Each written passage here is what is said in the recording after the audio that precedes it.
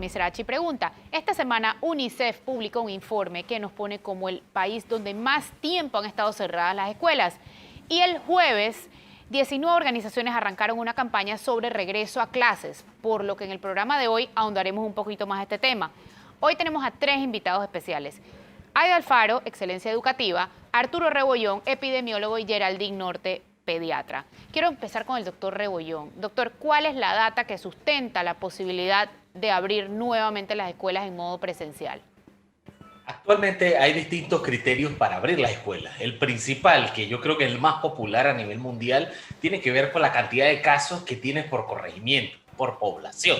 En lo que nosotros vemos y hacemos esa interpretación en nuestro país a nivel de la provincia de Panamá y agarramos los peores corregimientos y vemos que de 25 corregimientos que son top de lo peor en número de casos, vemos que 22 pueden abrir en modalidades híbridas y en todos se permite la entrada de los primeros grados, de prekinder y kinder. Entonces, es hora de utilizar estos criterios no solamente aquí en Panamá, sino también en el interior, porque sabemos que los casos han estado en distintos niveles a todos lados de la provincia.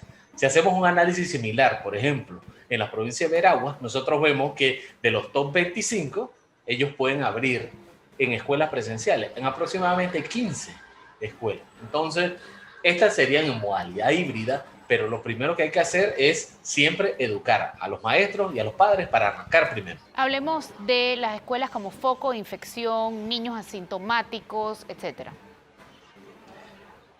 Actualmente hay estudios en múltiples países, desde los más sofisticados, que los hemos visto en Suecia, en Europa, y a los países cercanos nuestros, como Colombia y Costa Rica. Ellos han visto que a pesar de que han movido millones de niños, abierto miles de escuelas, estos no se han convertido en sitios que envían y crean clústeres en las comunidades. Lo que nosotros hemos visto es que falla la protección es en las casas, fuera de las escuelas, y ese niño trae la infección a las escuelas. Por eso es que es importante tener los protocolos para proteger a los niños, que ya se han hecho en varios países donde probablemente estos casos son mucho más leves y se manejan suavemente. Doctor, pero los niños tienen menos síntomas, pero también transmiten menos o transmiten igual que los adultos. Los niños se ha comprobado que son menos eficientes transmitiendo el virus. ¿Y qué significa esto? Porque esto puede sonar como medio raro si no lo dices de una forma bien. Si tú tienes 100 virus, el niño no es capaz de transmitir los 100 virus por menos capacidad pulmonar, menos carga viral, tiene menos receptores en los pulmones para tener virus y asimismo transmite menos virus. Entonces, también por la distancia. Recuerden que los niños, las alturas no es la misma de un adulto y el virus usualmente cae hacia abajo. Entonces, para él infectar a un adulto, tendría que estar a la altura del niño, distancia, que se tienen que combinar muchos factores para él que pueda infectar al virus, a un adulto. Entonces, la clave siempre va a ser ventilación, controlar la ventilación y así disminuimos las transmisiones de niños a adultos. Doctora Norte, ¿qué beneficios brinda la escuela a los niños en cuanto a su desarrollo y por qué la primera infancia es tan importante en el aprendizaje de un niño? Bueno, recordemos que nosotros no solamente vamos a la escuela para recibir contenido educativo, o sea, contenido de información. Los niños van a la escuela para desarrollar muchas habilidades, las habilidades sociales, las habilidades emocionales, y en la primera infancia se desarrolla prácticamente la estructura que nos va a ayudar a desarrollar el resto de nuestra vida. Así que esta primera infancia es esencial. Ellos deben poder interactuar con sus pares, deben poder hacer trabajo en equipo. Los niños se ha demostrado en múltiples estudios de investigación que los niños aprenden más con contacto humano que contacto virtual. Entonces es indispensable que los niños aprendan con otra persona, con sus pares y con un adulto capacitado para poder enseñar. Es importante también recordar, licenciada Alfaro, que el aprendizaje insuficiente viene siendo solo un factor. El niño, al dejar de ir a la escuela, por ejemplo, también deja de recibir alimentación balanceada. Muchos de estos niños en sus casas no reciben la alimentación que en la escuela muchas veces sí reciben. ¿De qué se están perdiendo los niños fuera de la educación? Claro, algo de lo que es más obvio es todo el tema del aprendizaje significativo. La calidad educativa que se recibe a nivel presencial nunca será igual a la que se puede recibir de manera a distancia, y mucho menos cuando estamos hablando de metodologías tipo WhatsApp o canales o sea, que no están diseñados para enseñanza. Entonces, se están perdiendo de mucho en ese lado. Pero también están perdiendo todo lo que es los complementos nutricionales, complementos psicopedagógicos, también la parte, por ejemplo, de controles de salud que se dan en las escuelas, vacunaciones. O sea, son muchos factores que se aprovecha el entorno educativo para que el niño tome, se le puedan brindar estas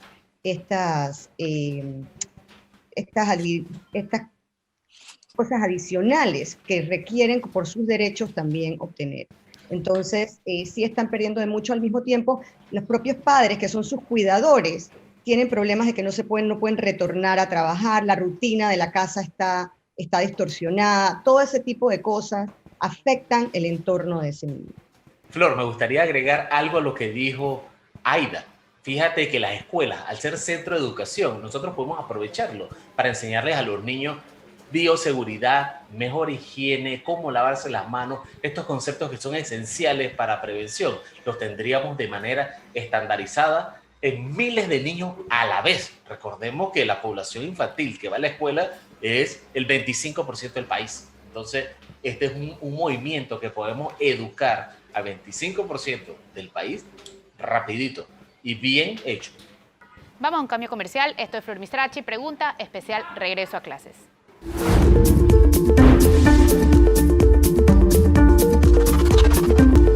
Ya de vuelta en Flor Mizrachi, pregunta hoy con Arturo Rebollón, epidemiólogo, Aida Alfaro, excelencia educativa, Geraldine Norte, pediatra. Doctora Norte, los niños cuando no van a la escuela ni pueden salir mucho, inevitablemente están más tiempo en la pantalla.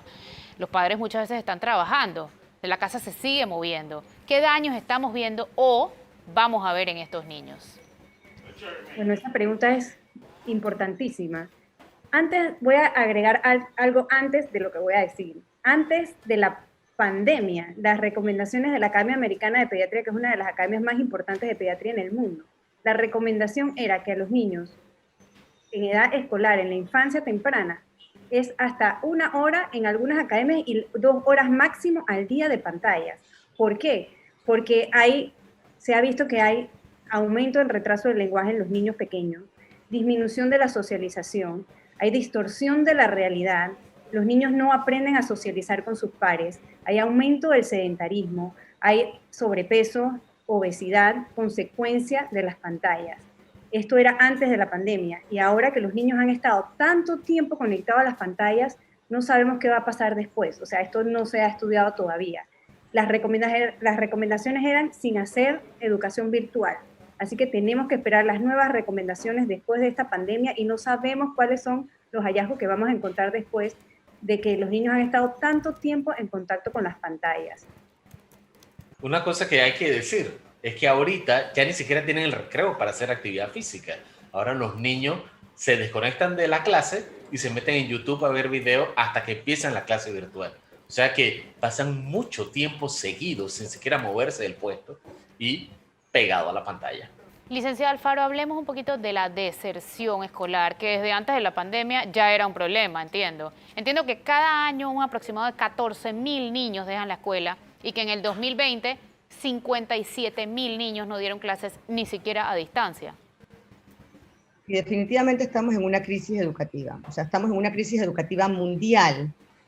América Latina es de las peores regiones del mundo y Panamá pues está dentro de esos, habiendo perdido 15 meses de clase desde que nuestros estudiantes han tenido contacto directo en un salón de clase.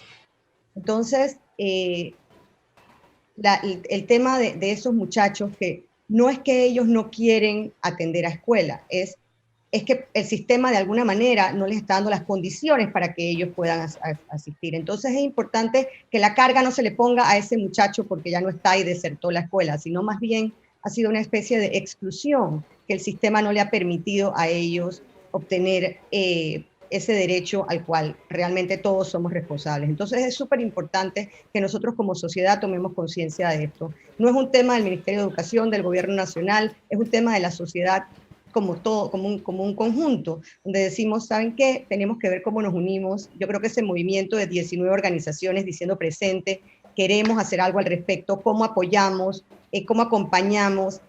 Exigimos tener un plan de reapertura que sea gradual, que sea progresivo, que sea voluntario. No todo el mundo está bajo las mismas condiciones, no todas las áreas y las comunidades están iguales, no todas las escuelas tienen las mismas condiciones para que eso pase.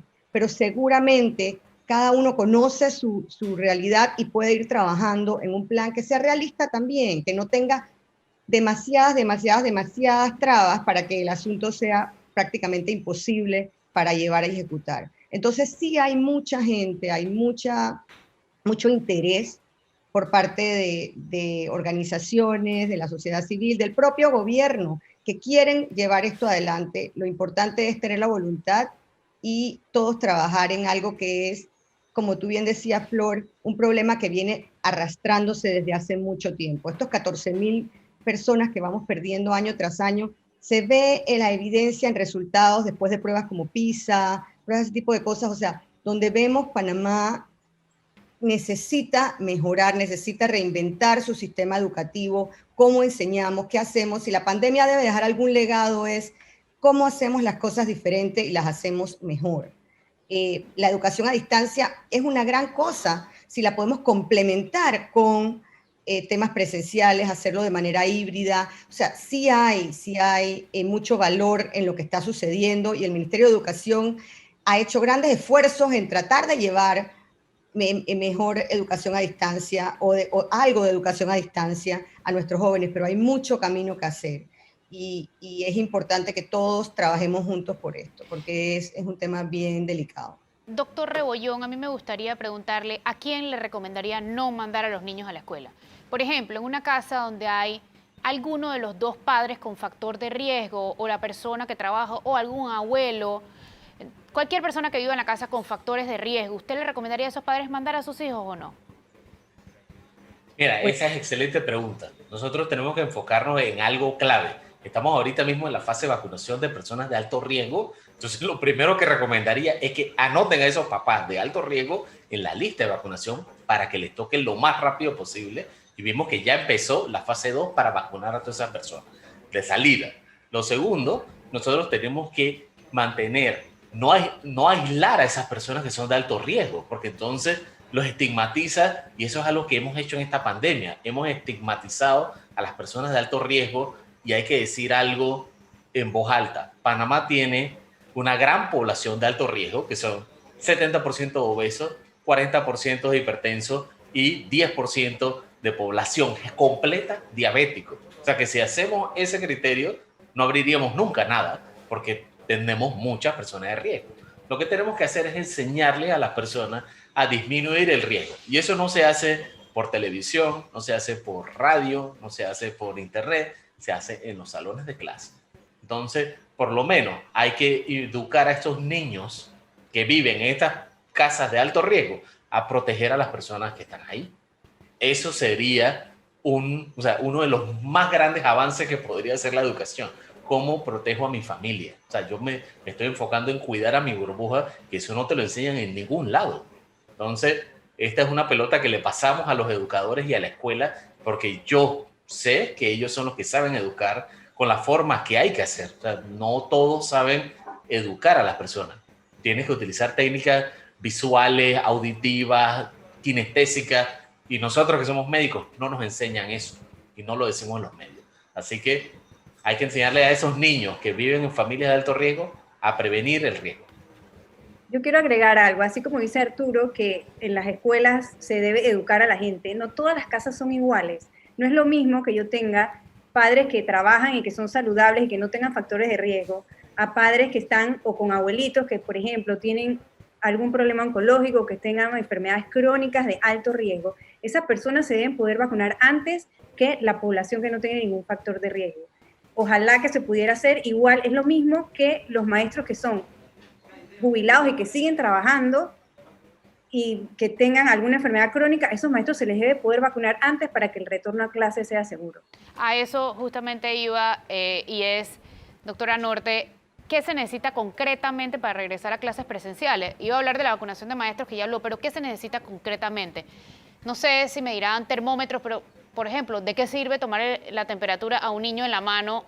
Va a salir 32, o sea, no tiene sentido. Lo que se necesitan son protocolos, y lo mejor es que esos protocolos están hasta hechos. UNICEF tiene protocolos hechos para el retorno a la escuela. UNESCO tiene, incluso tiene listas de checklist que nada más hay que poner ganchito para poder verificar si todo lo que necesitamos está en las escuelas. Sabemos que muchas de nuestras escuelas panameñas no tienen la infraestructura adecuada, pero se pueden adecuar los protocolos. En algún momento hablé con el doctor Rebollón de que no hay sentido de pertenencia en la escuela. Entonces la comunidad, los padres de familia se deben poder involucrar, debemos poder ajustar estos protocolos a la realidad nuestra y a cada escuela. Cada escuela es distinta. Debemos tener buena ventilación, los niños deben lavarse las manos, lugares para que se puedan lavar las manos. Los pupitres, un niño debe estar separado del otro, o sea que realmente al principio probablemente no puedan ir todos los niños a la vez, sino que por turnos. Se puede implementar un plan híbrido en que unos vayan un día, el otro vaya otro día, para poder ajustarnos a los protocolos adecuados. Si no podemos ajustar nada de esto, que es difícil, ¿por qué? Porque nosotros como comunidad lo podemos hacer, entonces el retorno a la escuela no va a ser seguro. Pero si todos como comunidad y como sociedad ponemos de nuestra parte, esto se puede lograr. Vamos a un cambio comercial, ya volvemos. Esto es Flor Misrachi Pregunta, hoy en un especial de Regreso a Clases.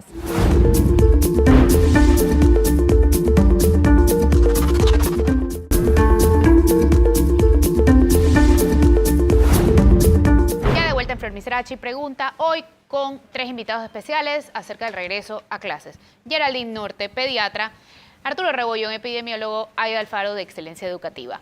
Andemos un poquito más en la vacunación de docentes y alumnos. Doctora Norte, por favor. Bueno, lo ideal es que los maestros estén vacunados cuando se regresa a la escuela presencial.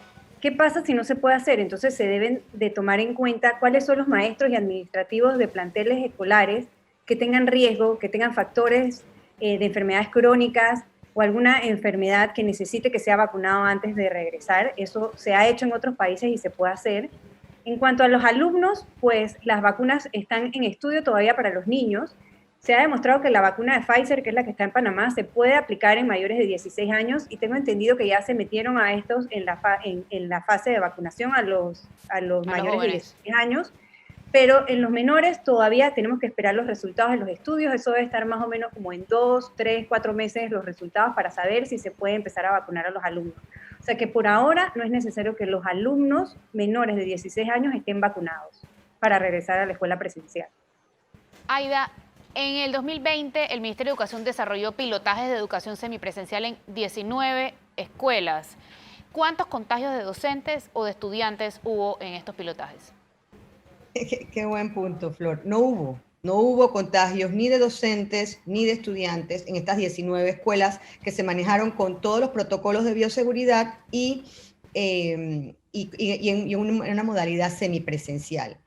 No solamente no hubo contagios, sino que se lograron rescatar niños que no habían aparecido a principios del año porque estaban en sus casas, por diferentes razones, no habían acudido a ningún tipo de educación a distancia.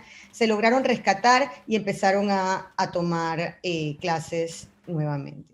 Entonces, no solamente esto demostró que sí hay más maneras de hacerlo bien, sino que además ya tenemos estadísticas de 22 países de América Latina que en este momento están dando clases en alguna modalidad.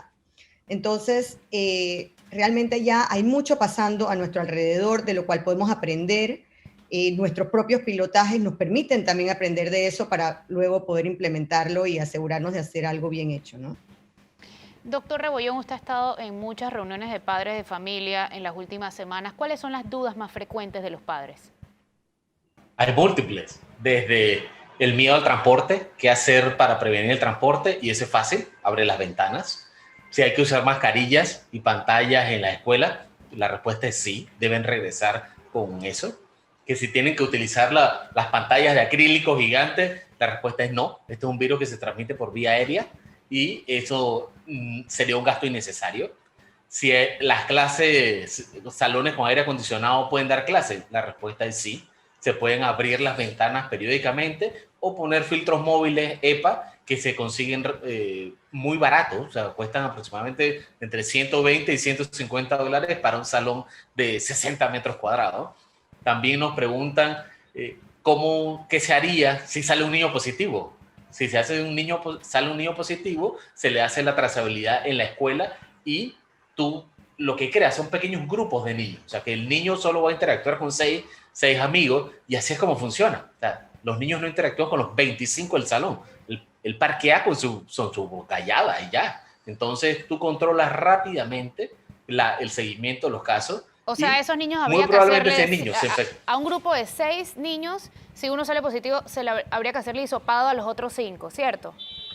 Exacto, exacto. Y ahora hemos mejorado muchísimo el hisopado. Ya no es esa técnica profunda, sino que ahora hay nuevos test de antígeno que es solamente en la punta de la nariz y en 15 minutos tienen el resultado en la escuela. No tienes que mandarlo a un laboratorio y tú puedes tomar acciones antes de que empiece el primer recreo. Y yo quiero, por último, para terminar, ¿cómo convencerían ustedes a los padres de que el regreso a clases es seguro y necesario? O sea, ¿cómo los convencerían para que bajara un poquito el miedo? Empiezo con Aida. Realmente yo, como mamá, también lo que pienso es que uno tiene que ver como el balance en todo. Si bien nos debe preocupar el virus y debemos preparar a nuestros hijos para enfrentar eso, es una realidad con la cual tenemos que convivir y separarlos y aislarlos no es la solución. Tenemos que darles las herramientas para que vayan a esa guerra, a la batalla que se tengan que enfrentar, pero hacerlo bien, hacerlo a conciencia y sentirse tranquilos que al final el resultado va a ser mejor porque vamos a tener a un niño que va a estar atendido en toda su integralidad y no solamente con el efecto salud, que es una de las diferentes cosas que ese niño necesita como ser humano. Tenemos que poner de primero a los niños, qué es lo que necesitan los niños y atacar los miedos de los padres y los maestros. Porque cuando tú te enfocas en la solución, los problemas se pueden resolver. Entonces, tenemos que cambiar el mindset de los que estamos afuera para poder empujar la educación, que es algo que se necesita en nuestro país para mover no solamente la productividad, sino que cuando tú mueves niños en las escuelas, promueves salud, promueves actividad física y prevención de salud a todo nivel. Bueno, yo les diría que el beneficio de la escuela es un desarrollo emocional, un desarrollo social, un desarrollo cognitivo súper positivo, mucho más que en las casas, que el niño aprende mejor en la escuela que en la casa virtualmente.